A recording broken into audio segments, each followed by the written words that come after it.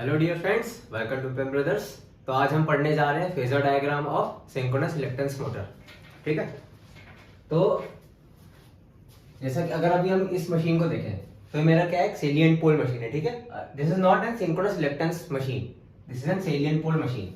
तो मैं मान लेता हूं सेलिएंट पोल मशीन अभी एज एन मोटर की तरह वर्क कर रहा है ना। तो इसमें क्या हो रहा होगा, अभी ये 3 फेज सप्लाई ले रहा होगा, है ना। ये रही मेरी 3 फेज सप्लाई। ओके, अभी 3 फेज सप्लाई ले रहा होगा। अब देखिए 3 फेज सप्लाई ले रहा है, यानी कि इसमें से अभी ये आर्मेचर करंट ले रहा होगा यहाँ पे। तो क्या कर रहा होगा, अभी ये फ्लक्स बना रहा होगा। ठीक है, तो मान लीजिए इसको मैं दिखा देता हूं अपने ब्लू कलर से दिखा देता हूं। तो ये मान लीजिए मेरा यहाँ पर साउथ बना, ठीक है, और यहाँ पर नॉर्थ बना। ओके, तो इसका एक्सिस कहां पे हो गया। अब देखिए ये पूरा एयर गैप होता है, तो नॉर्थ यहाँ पे फ्लक्स ऐसे रिलीज करेगा, तो ये इसका एक्सिस हो गया ऐसे, है ना। तो इसको मैं ऐसे ड्रॉ कर देता हूं यहाँ पे, थोड़ा सा इसको अलाइन कर देते हैं।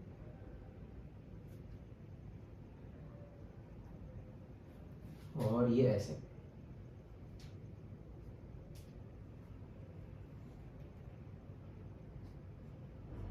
इसको मैं बोल देता हूं एफ ऑफ स्टेटर।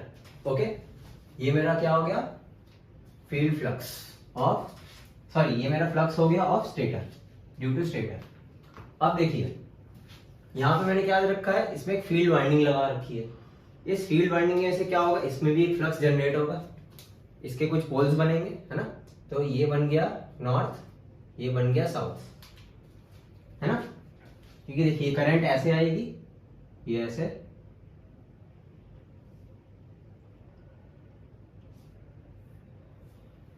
तो अगर कर्ल मेरा क्या है, कर्ल अगर मेरा करंट पॉइंट कर रहा था विल बी द फ्लक्स, और डायरेक्शन ऑफ फ्लक्स क्या हो जाएगी। अगर मैं इसकी बात करूं रोटर वाले की, तो ये देखिए एयर गैप में फ्लक्स यहां रिलीज कर रहा था, this is the direction of stator, sorry rotor flux. तो अगर मैं इसको ऐसे दिखा देता हूं यहां पे, ये मेरा F of rotor, F R से इसको डिनोट कर देते हैं ना, एफ ऑफ आर। अभी हम देखेंगे हम ये ऐसा कर क्यों रहे हैं, इसका एनालिसिस हम क्यों कर रहे हैं, फेजर डायग्राम समझने के लिए अभी सब समझ में आएगा। तो यहां तक आपको बात क्लियर हो गई। अब देखिए ये जो मेरा फ्लक्स आता है ना, ये वाला इस डायरेक्शन में, ये बेसिकली देखिए, अब देखिए इसमें भी फ्लक्स है मेरे पास, रोटर में भी कुछ फ्लक्स है, और स्टेटर में भी कुछ फ्लक्स बन रहा है, रोटेटिंग फ्लक्स बन रहा है। हो सकता है रोटेटिंग फ्लक्स की डायरेक्शन अगर ये वाला फ्लक्स नहीं होता तो इस डायरेक्शन में होती है, ब्लू वाला जो है, हो सकता है अभी अगर ये वाला फ्लक्स ना होता, हो सकता है इस डायरेक्शन में होती।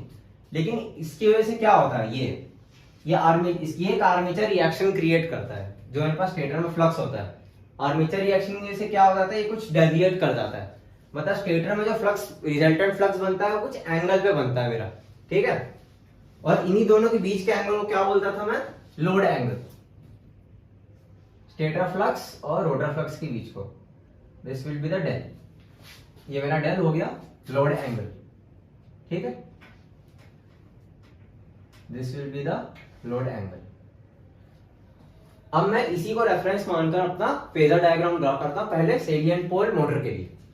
देखिए इन सिंक्रोनस मशीन और salient pole motor the EMF equation is, अब देखिए फील्ड फ्लक्स की वजह से अभी रोटर कंडक्टर्स को कट करेगा, है ना, रोटर कंडक्टर्स को ये फील्ड कट करेगा। अब देखिए ये अब ये क्या है, ये साथ साथ रोटेट भी तो कर रहा है ना सिंक्रोनस स्पीड से, एनएस, ये भी सिंक्रोनस स्पीड से घूम रहा है, एनएस, दोनों मेरा सिंक्रोनस स्पीड से घूम रहे हैं। ये मेरा रोटर भी और ये स्टेटर में जो रोटेटिंग फील्ड बन रहा है ड्यू टू 3 फेज सप्लाई। अब देखिए, अब मैंने क्या बोला है, in salient pole motor the EMF equation. अब इसकी वजह से क्या होगा, ये क्योंकि ये रोटेट कर रहा है मेरा रोटर, ये इन कंडक्टर्स को फ्लक्स कट करेगा, इसमें एक इंड्यूस्ड ईएमएफ होगा, जिसको बोलता हूं मैं एक्साइटेशन ईएमएफ, क्योंकि ये एक्साइटेशन फील्ड की वजह से, आईएफ, है ना। तो जो सेलिएंट पोल मोटर में मेरे पास ईएमएफ इक्वेशन बनता है, ओके, वो बनता है EF equals to V phasor minus j I D X d phasor minus j I Q X q phasor. ठीक है, this is the EMF equation in salient pole motor.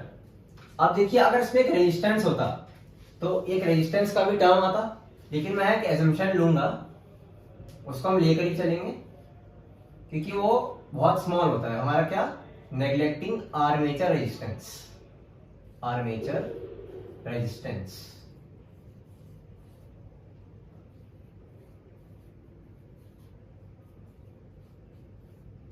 Are a equals to 0, ये मैं assumption लेकर चलूंगा। ठीक है, इसलिए यहां पे रेजिस्टेंस वाला टर्म आपको नहीं दिख रहा है। ओके, अब मैं ये वाले टर्म्स को यहां शिफ्ट कर देता हूं, माइनस वाले टर्म्स को लेफ्ट हैंड साइड शिफ्ट कर देता हूं। तो इक्वेशन क्या बनेगी, V phasor is equals to EF phasor plus j ID phasor XD plus J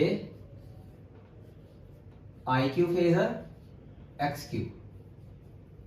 okay, इसको इक्वेशन नंबर 1, यहां तक कोई क्लियर, आई होप आपको कोई डाउट नहीं होगा। ओके, अब देखिए, अब ये जो इक्वेशन 1 है इसी को मेरे को मानकर ना फेजर डायग्राम ड्रॉ करना है। तो मैं आपको ये पहले ही बता चुका हूं, सबसे पहले हम क्या करेंगे, डी एक्सिस और क्यू एक्सिस ले लेंगे अपना। तो जैसे मैं यहां देख लूं डी एक्सिस और क्यू एक्सिस, तो ये जहां पर मेरा फ्लक्स लिंकेज ज्यादा होता है, या फिर मैं ये बोलूं जहां पे एयर गैप लेंथ सबसे कम होता है वो मेरा डी एक्सिस होता है, और जहां पे एयर गैप लेंथ सबसे ज्यादा होता है वो मेरा क्वाड्रेचर एक्सिस होता है। तो इस पोजीशन की अगर मैं बात करूं तो this will be the direct axis and this will be the quadrature axis. क्या दिख रहा है, यहाँ पे एयर लैप गेन ज्यादा है और यहाँ पे एयर गैप लेंथ कम है। ओके, सो अगर मैं अपना डायरेक्ट एक्सिस दिखाना चाहूं, so this will be the D axis. Okay, यहां पर ऐसे थोड़ा दिखा देता हूं मैं, इसको थोड़ा सा नीचे करके। अगर मैं इसको एफ ऑफ आर मैंने लिखा था और थोड़ा सा डायरेक्ट एक्सिस को यहां दिखा देता हूं मैं, ये डॉटेड लाइन से, this will be the D axis.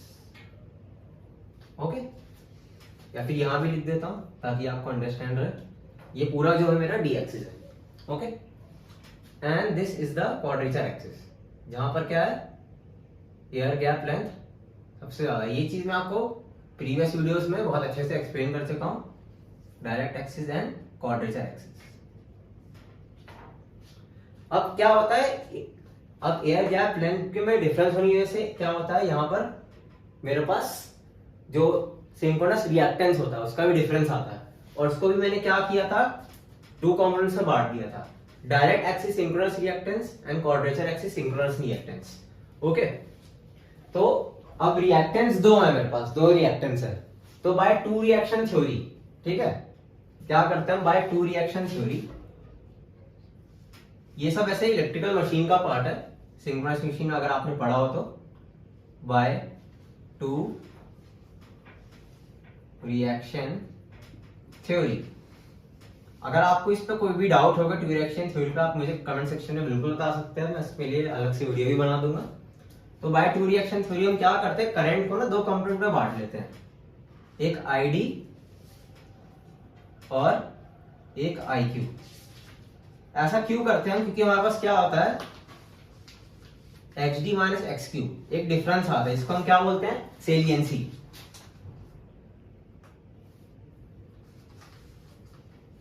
Okay, क्योंकि अब देखिए अगर राउंड मेरे पास सिलेंड्रिकल रोटर होता है, एयर गैप यूनिफॉर्म था, तब तो उसका कॉन्सेप्ट ही नहीं आता, तब तो हम एक ही करंट लिखते, ये आई है आर्मेचर करंट। ठीक है, अब मैं ये मान लेता हूं जो मेरा अभी मोटर वर्क कर रहा है, सेलिएंट पोल मोटर, वो वर्क कर रहा है इस समय लैगिंग पावर फैक्टर पे।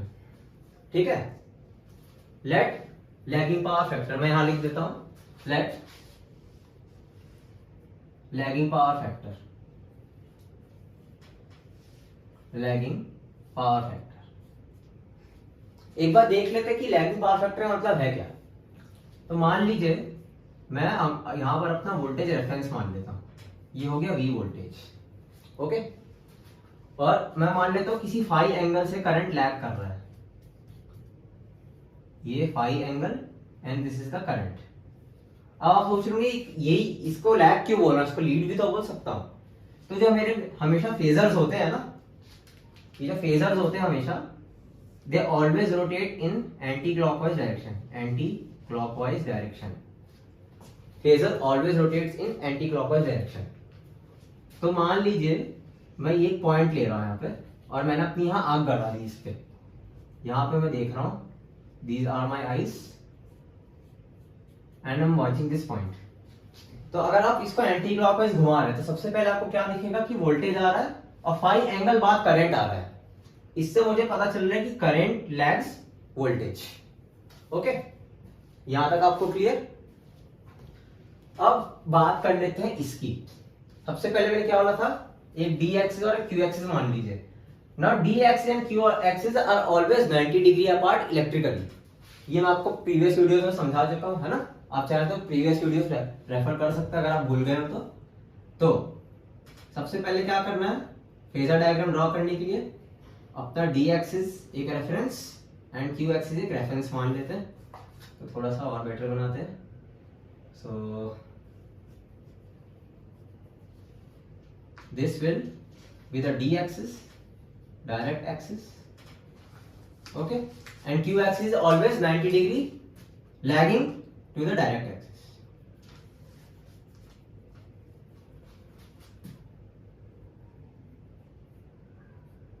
ये मेरा बन गया reference, this is q axis। I hope यहां तक कोई डाउट नहीं होगा। ओके, अब देखिए सबसे पहले क्या करना है, मेरे को V वोल्टेज चाहिए, तो इन सबका फेजर सम हो रहा है ना, फेजर सम। तो फेजर सम में क्या होता है, जो मेरे पास एरो होता है ना, वो टिप पे ऐड होता है, ऐसे या तो इस डायरेक्शन में ऐड हो सकता है। देखिए एरो ये टेल पे, इसके टेल पे ऐड हो रहा है, या तो ये ऐसे ऐड होगा, मान लीजिए किसी एंगल पे हो सकता है, एंगल यहां भी हो उन दोनों के बीच। ओके, तो सबसे पहले क्या करना है, अब मैंने आपको बताया कि जो इंड्यूस्ड ईएमएफ होता है, इंड्यूस्ड ईएमएफ हमेशा क्वाड्रेचर एक्सिस पे आता है ना, ये आपने इंट्रोडक्शन ऑफ सिंक्रोनस मशीन वाली वीडियो में भी बताया था।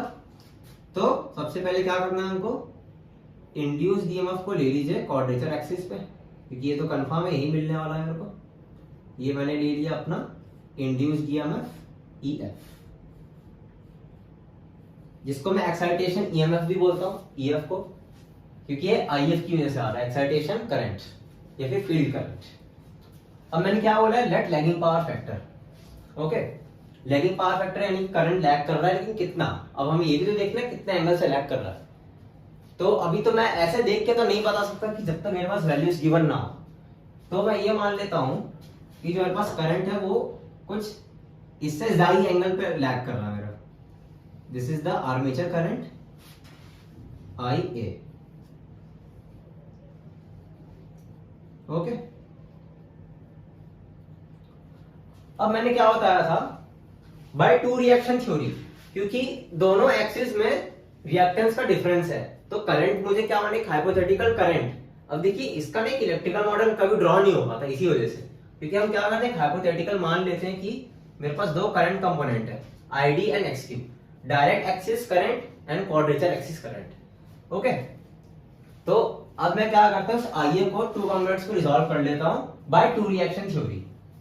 तो ये मेरा क्या हो जाएगा, अब क्योंकि ये क्वाड्रेचर एक्सिस है, so this will be the IQ phasor and this is the direct axis, this is direct axis, so this will be the direct axis current। Okay, यहां तक क्लियर आपको, आई होप कोई doubt नहीं होगा। अब देखिए EF में क्या ऐड करना है, JIDXD। अभी JIDXD क्या है, और मान लीजिए मेरे पास एक इंडक्टर होता था, थोड़ा सा ऐसे आपको बता देता हूं अगर आप भूल गए हैं तो। मान लीजिए इंडक्टर है, इसमें से करंट जा रही है IL, inductor current IL phasor, और इसका कुछ रिएक्टेंस है XL, inductive reactance is XL। तो इसके अक्रॉस जो वोल्टेज होता है VL फेजर, ये क्या होता था, ये होता था मेरे पास JIL फेजर इंटू XL। तो ये जो J I L into XL, J I X का जो मल्टीप्लीकेशन है, this is the inductor voltage. क्योंकि मेरे पास क्या है, यहाँ पे तो ओनली रिएक्टेंस है मेरे पास, है ना। तो ये मेरा क्या है, आईडी एंड एक्सडी क्या है, quadrature axis synchronous reactance I Q, sorry x Q, and XD is direct axis synchronous reactance. तो ये मेरा जे आई डी एक्सडी क्या है, quadrature axis, sorry direct axis synchronous reactance की वजह से जो वोल्टेज ड्रॉप आ रहा है, ये उसको मेरा दर्शा रहा है। और जे आई क्यू एक्स क्यू क्या है, क्वाड्रेचर एक्सिस सिंक्रोनस रिएक्टेंस की वजह से जो वोल्टेज ड्रॉप आ रहा है उसको बता रहा है। अब ये है एक तरह से क्या है, इंडक्टिव रिएक्टेंस ही है, XD एंड XQ, है ना। और आपको पता फॉर प्योर इंडक्टिव लोड, क्योंकि यहाँ पर क्या माना है मैंने, armature resistance 0, for pure inductive load VL, या फिर मैं ऐसे लिख देता हूं IL, inductor current lags inductor voltage by 90 degree. और आपको ये भी पता है कि इंडक्टर की प्रॉपर्टी क्या है, it does not allow sudden change of current, है ना। तो इंडक्टर करंट लैग ही करना चाहिए।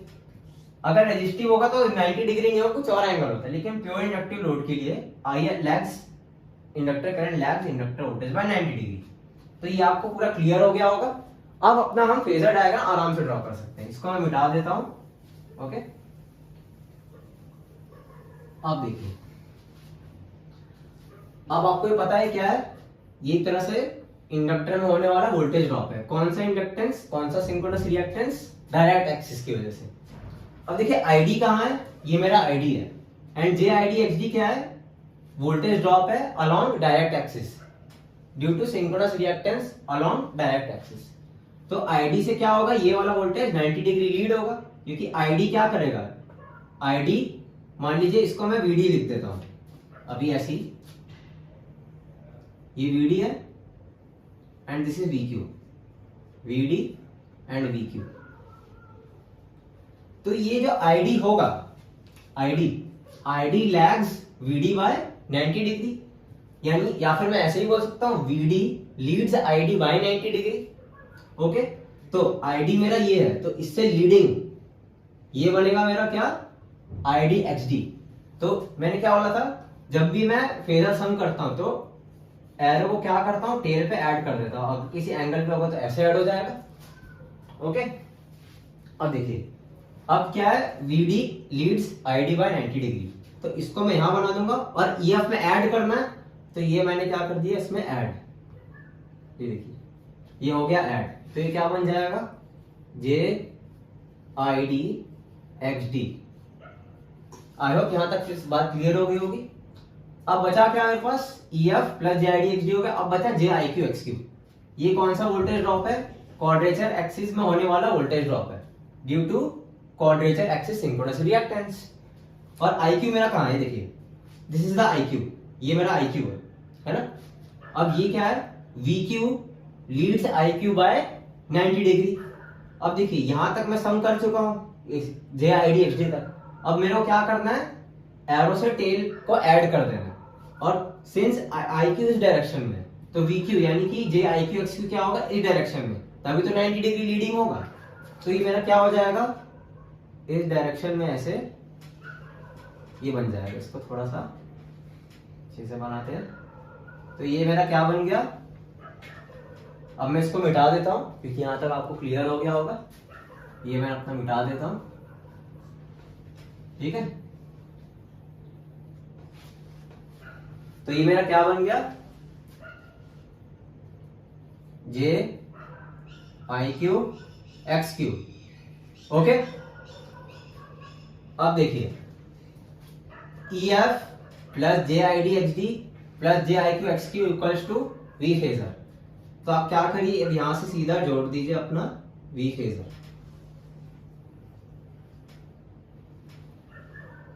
ये आपका बन गया वी फेजर, ठीक है।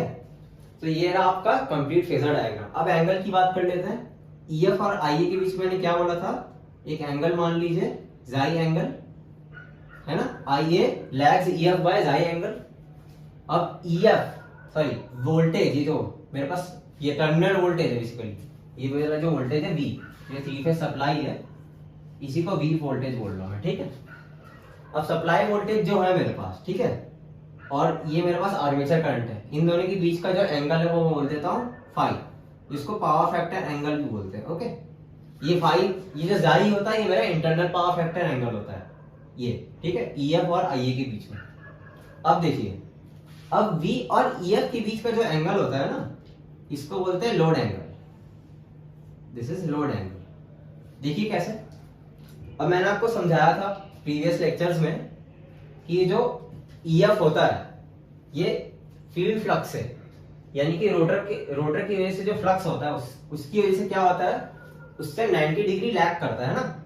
ईएफ हमेशा क्वाड्रेचर एक्सिस पे होगा, और जो फील्ड फ्लक्स होगा, फील्ड फ्लक्स, इसको मैं क्या बोलता हूँ, एफ ऑफ रोटर भी बोल सकता हूँ, या फिर इसको मैं एफ ऑफ ये भी बोल सकता हूँ, और एफ ऑफ फील्ड, ठीक है। तो एफ ऑफ रोटर या फिर एफ ऑफ फील्ड बोल सकता हूँ।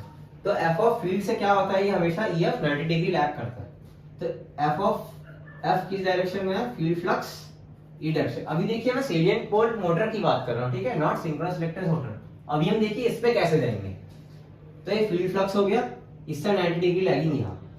सिमिलरली अभी जो सप्लाई वोल्टेज है ये मेरे पास टोटल आता है, जो मेरे पास फ्लक्स बन रहा है, resultant flux due to the armature reaction and the rotor flux, ठीक है। अभी आर्मेचर रिएक्शन क्या होती है डिटेलिंग की बात नहीं करेंगे, कि हम सिंक्रोनस मशीन की उतना डिटेलिंग नहीं पढ़ रहे हैं, अभी हम रिलक्टेंस मोटर की बात कर रहे हैं।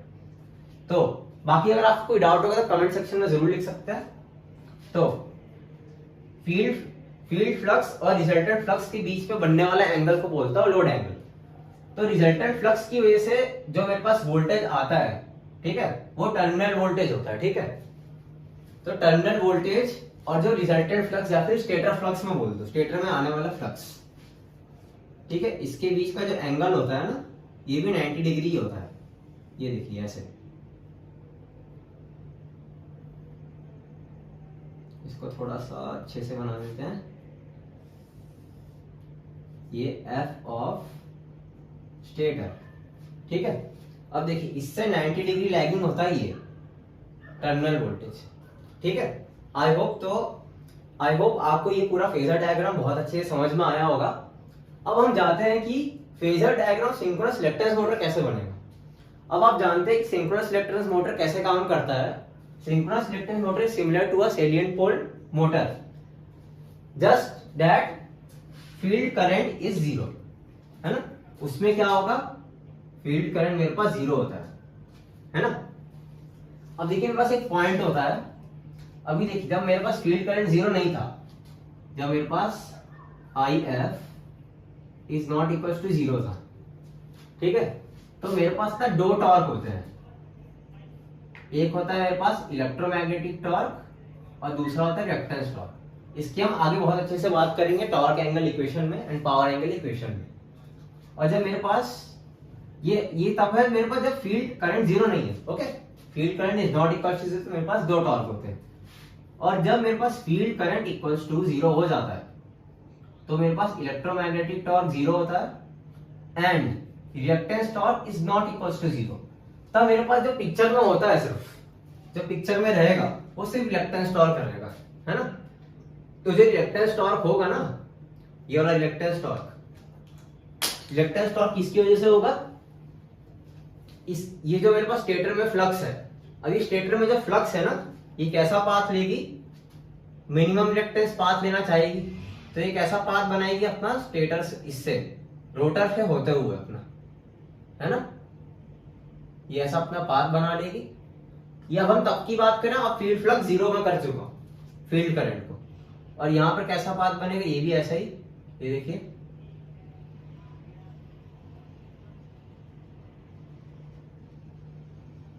ठीक है। इसकी डायरेक्शन दिखा देता हूं ऐसे,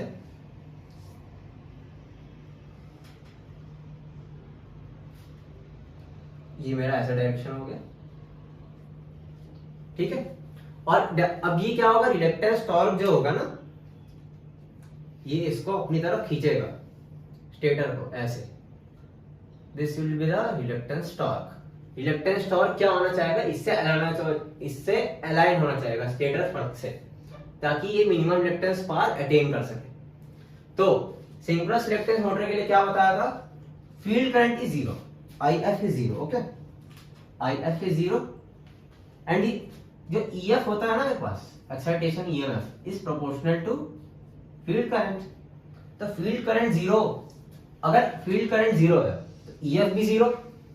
तो सिंक्रोनस रिलक्टेंस मोटर का जो फेजर डायग्राम बिल्कुल सेम बनेगा।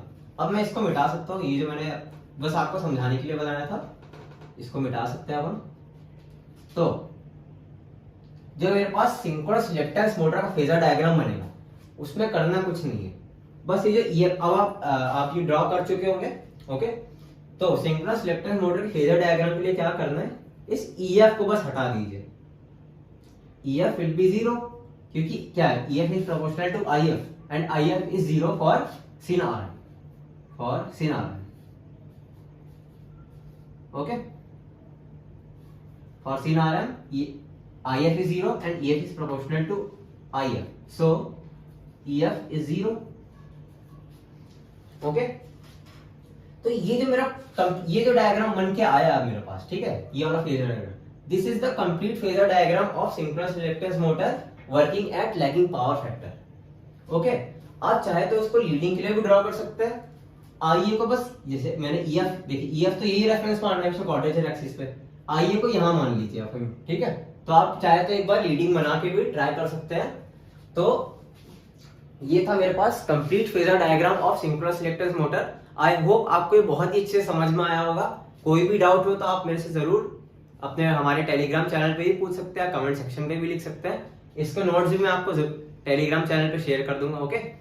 सो आपको पूरा समझ में आ गया होगा डायग्राम के साथ, और ये फेजर डायग्राम मेरा सिंक्रोनस रिलक्टेंस मोटर का। तो आइए अब हम नेक्स्ट बात करते हैं। जैसे मैंने आपको बताया, अभी हम ये देखेंगे कि जब IF जीरो नहीं है तो दो टॉर्क है, और IF जीरो है तो सिर्फ एक रिलक्टेंस टॉर्क ही है, ओके। तो नेक्स्ट लेक्चर में हम इसकी बात करते हैं, अपने पावर एंगल इक्वेशन की एंड टॉर्क एंगल इक्वेशन की, और कुछ स्टेबिलिटी के बारे में भी बात करते हैं, ओके। Thank you.